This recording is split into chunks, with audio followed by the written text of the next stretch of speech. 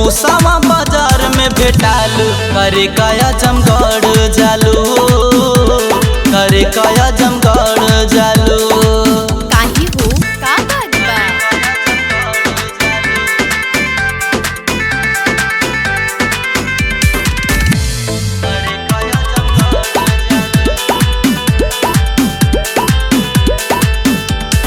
शाहगंज बजरिया में हाला तू मचावलू हो हाला तू मचावलू।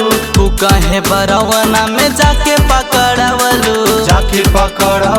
हो जाके पकड़वलू। शाहगंज बजारी में हाला तू मचावलू। तू कहे बरवना में जाके पकड़वलू।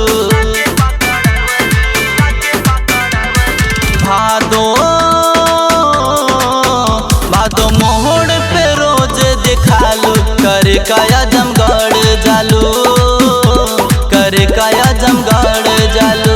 अरे कवना ऊंची कवना साबुन से नहालू करे काया जमगढ़ जालू करे काया जमगढ़ जालू।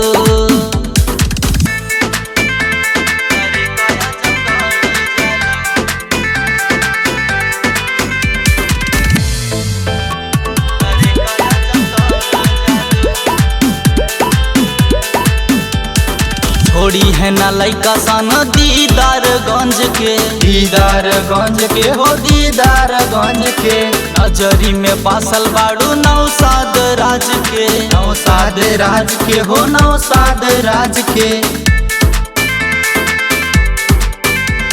छोड़ी है ना लइका सन दीदारगंज के। नजरी में बासल बाड़ू नौसाद राज के।